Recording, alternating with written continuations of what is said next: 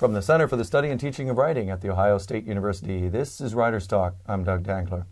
I am today at the Ohioana Book Festival talking to any number of authors, including the man who's sitting next to me who was the sportswriter who punched Sam McDowell, a baseball player for the Cleveland Indians. So Bob Dolgan, welcome to Writer's Talk.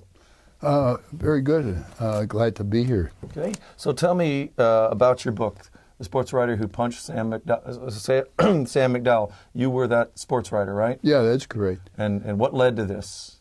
Well, I walked, this happened 1965, a long time ago. So that's not what happened to your arm?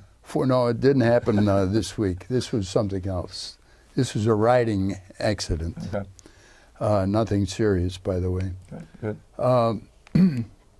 But this happened in 1965 when I walked into the Downstairs East, which was a bar on near East 105th and Chester Avenue in Cleveland. And it was kind of a mecca for the sporting community. All the ball players would go there and, you know, other people who were associated with sports. And I walked in this one time and Sam came, he was shooting pool, and when he saw me, he came out and he was highly excited. And he said he was angry that he claimed that I had been writing critically of him, which was totally untrue. I mean, I never criticized the guy because, first off, he was very young, very rich, and just getting started. In fact, I gave him his nickname, Sudden Sam. Mm-hmm. So there were about 20 people in the bar, and he came, he started yelling at me, and I started yelling back. I couldn't just stand there. And Sam, he was about 6'5", which is about 3 inches taller than I am. And he was 10 years younger than I am. I was 31 at the time. He was 21. Mm-hmm. And we had always had good relations, you know, up to then. So all of a sudden, he's yelling at me, I'm yelling at him, and he comes bounding around the bar. And he looked like he wanted to kill me. I mean, he was furious. He was going to lunge at me. So I didn't know what he was going to do, but he was definitely bent on putting some kind of a dent into yours truly. And he came, so I threw 2 right-hand punches and hit him in the face. It was strictly a defense mechanism. I'm not a great fighter, never was a great fighter, but I was just trying to protect myself. Mm-hmm. So when I hit him, he fell back a little bit, and he was, Gene Pace was the owner of the bar, and he was one of the 2 guys kind of grabbed him. He was staggered a little bit, and Gene Pace held him, and then Sam went back to the bar. And according to Gene, I don't remember this, I vaguely remember this, he said when I punched him, he fell back into a case that held a lot of glasses, wine glasses, whiskey glasses, mm-hmm.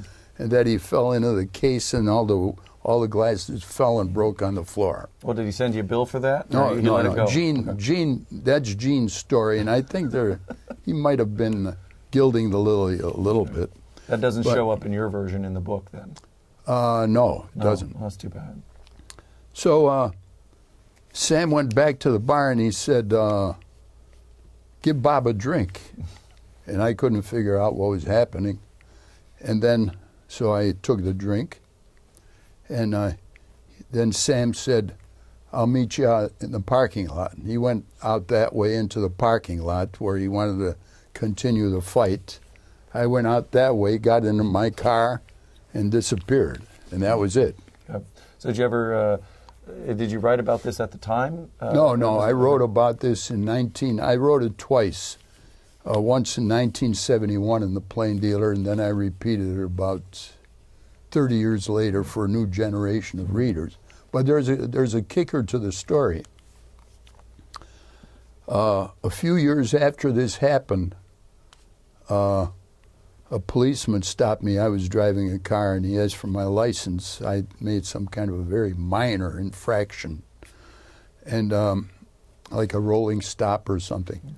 And he asked for my license, so I gave him my license, and he said, "You the guy who rides for the plain dealer?" And I said, "Yes."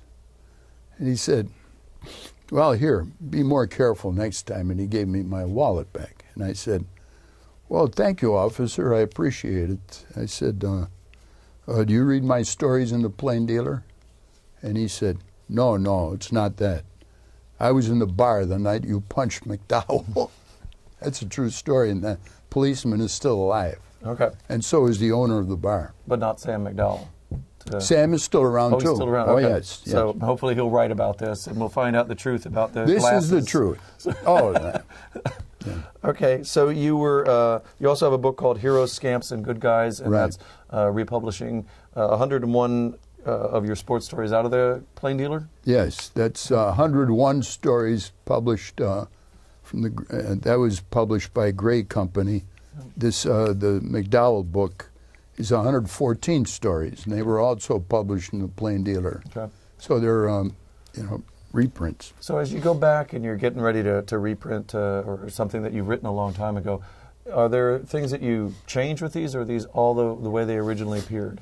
They're almost, I would say, 99% original. Okay. Like in the McDowell story, I added something. I did a little bit more research on it, and I added the fact that, see, I begin the story by saying that a boxing promoter wanted to put McDowell and one of the New York Yankee ball players into a fight in the ring, which is true. The promoter was, I'll never think of his name, but,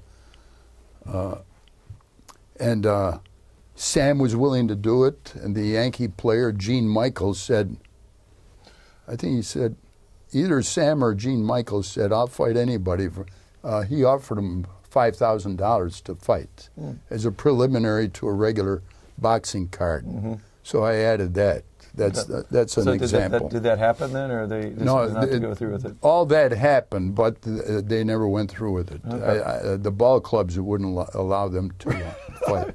I would imagine this would be bad, right? You know, to people that could be more injured than you might expect. Yeah.